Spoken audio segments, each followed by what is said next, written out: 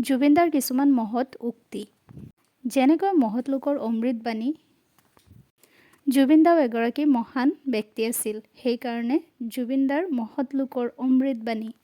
Hello' everyone, welcome back to my channel. আজি আহি গৈছোঁ জুবিনদাৰ বিষয়ে আন এটা ব্লগ লৈ। মোৰ চেনেলটো আপোনালোকৰ ভাল লাগিলে please like, share and subscribe কৰিবলৈ নাপাহৰিব। জুবিনদাই কৈছিল, মানুহৰ মনত দুখ দি ঈশ্বৰক পূজা কৰি লাভ নাই। মানুহৰ মুখত হাঁহি বিৰিঙাব পৰাটোৱে হৈছে ঈশ্বৰক সেৱা কৰা। যাৰ পৰা তুমি একো নিশিকা তাক তুমি ছাৰ বুলি নকবা। কিতাপ নথকা জাতিক গামোচাই বচাব নোৱাৰে। মই সংগীতৰ মাধ্যমেৰে মোৰ হৃদয়ৰ কথা প্ৰকাশ কৰোঁ আৰু মানুহৰ মনত স্থান পাওঁ। চৰকাৰ আমিহে বনাওঁ, চৰকাৰে আমাক নবনায়। Nothing is free, not even your death. মনত ৰাখিব, আমি নতুন প্ৰজন্ম হওঁ। আমি ইচ্ছা কৰিলে দেশ সলাবও পাৰোঁ, দেশ জ্বলাবও পাৰোঁ।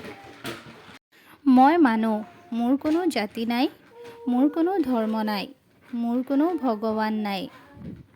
মই মুক্ত, মই কাঞ্চনজংঘা। কিছুমান মানুহ টকাৰ ধনী, কিছুমান মনৰ ধনী। মই মনৰ ধনী। বেছি ধনী মানুহৰ লগত থাকি লাভ নাই। সঁচা কথা, ধনীয়ে কেতিয়াও দুখীয়াৰ দুখ নুবুজে। মই ইটাবোৰক বিশ্বাস কৰোঁ, কিন্তু অট্টালিকাক নহয়। বলি কিয় লাগে? বলি নিজক দিয়া। যদিও শক্তিপীঠ হয়, মা কামাখ্যাই কেতিয়াও বলি নিবিচাৰে। মই সদায় এইটোৱে কৈ আহিছোঁ যে বলি বিধানটো বন্ধ কৰা।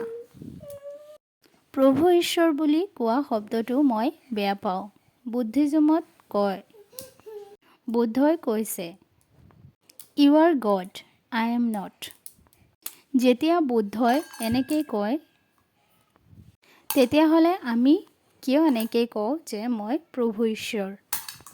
মই যেনেকৈ আৰ্জন কৰিছোঁ, মই যেনেকৈ লৈছোঁ, মানুহে মোক দিছে, মই আকৌ মানুহক ঘূৰাই দি থৈ যাম। মোৰ ঘৰ-বাৰী চব মানুহক দি থৈ যাম, অকল চিতাশালখনৰ বাহিৰে। মই নিজৰ কাৰণে একো নাৰাখোঁ, অকল চিতাখন খালী মানুহে জ্বলাব লাগিব। ইণ্ডিয়াৰ যিমান ভাষা আছে সেইটো পালি, প্ৰাকৃত আৰু সংস্কৃতৰ পৰা আহিছে। সেইটো ভাৰত চৰকাৰে দিব নোৱাৰে। ভাৰত চৰকাৰে আমাক কি স্বীকৃতি দিব? আমি ভাৰতক চব দি আছোঁ।